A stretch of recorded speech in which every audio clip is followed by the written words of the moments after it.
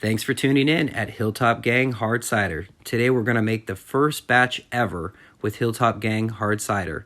The things we're going to need is a 1 gallon glass jar. This is going to be the primary fermenter vessel, a hydrometer, siphon, funnel. We're going to use SAFEL SO4 yeast. I have a backup Red Star Premier Blanc yeast, a Yeast Nutrient, and of course today we're going to use Martinelli's unfiltered apple juice. The most important thing to do and the number one step is we're going to sanitize and wash everything thoroughly. One of the number one enemies when making hard cider is unwanted bacteria, yeast, and bugs, things that you don't want in there. Normally what we would use is a Star San Sanitizer no rinse formula. Although I don't have it on hand right now, so I'm going to use the alternative method. I'm going to soak everything in hot soapy water for 10 to 20 minutes. And then I'm going to use tongs to bring that out of the soapy water and rinse each individual piece. Once I've rinsed them, I've boiled a pot of water and I'm going to soak everything in boiling water for about 3 minutes. This includes the siphons, the funnels, everything that you need, even the teaspoon measurer that I'm going to be dipping in my yeast. Everything needs to be completely sanitized. Cleanliness is your friend. Again, this is the most important step. If you try to make hard cider without sanitizing your equipment, you absolutely risk losing all your final product due to unwanted bacteria getting into your cider. Rinsing, sterilizing, and sanitizing the primary vessel can be pretty tricky. The best way to go about it is rinse it thoroughly and let it soak in soapy, warm water. Once you've rinsed all the soap out, I've taken the sanitized funnel and I'm pouring in the boiling water. To ensure that the glass doesn't crack, I made sure I ran hot water over the glass to bring it up to temperature to prevent it from cracking from temperature shock. This is the best method to ensure that you protect your glass vessel and also sanitize it and sterilize it all at the same time.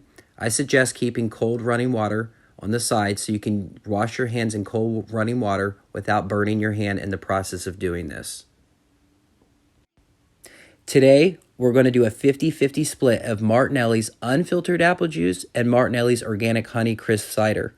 Most people don't know, but Martinelli's uses an heirloom cider apple known as the Newtown Pippin apple. This has notes of pine, citrus, and walnut.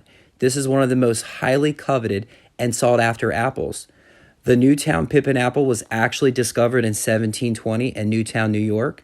What generally happens with apple seeds is they act as hybrids. When you plant an apple seed, in most cases it grows a tree that's not the same apple that it came from.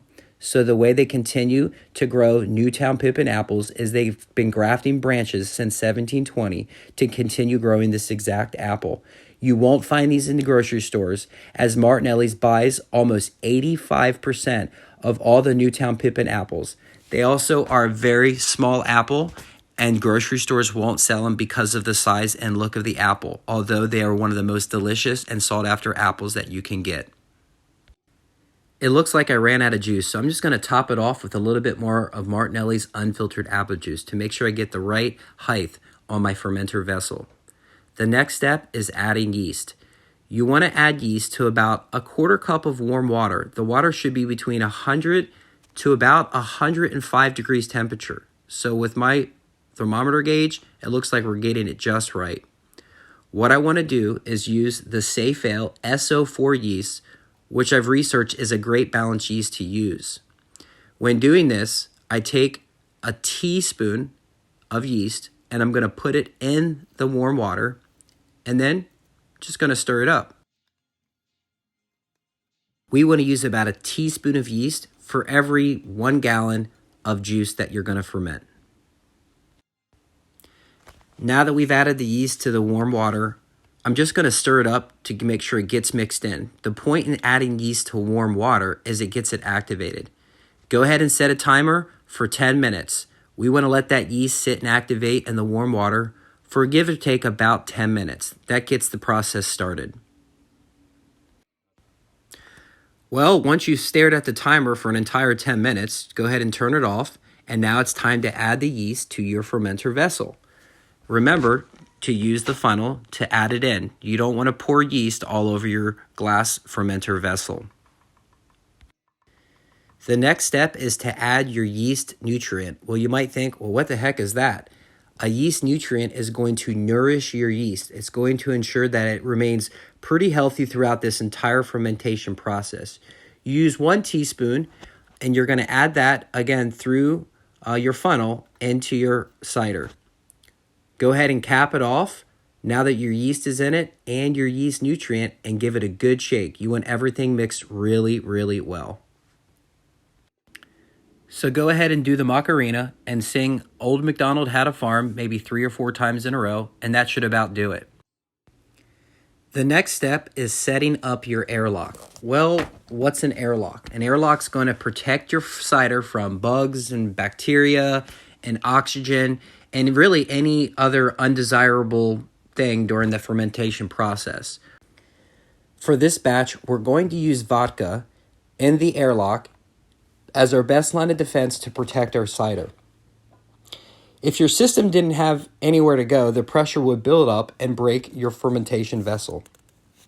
The vodka acts as a sanitary way for gases to leave the vessel as the pressure builds up and to ensure that no air will come into your vessel.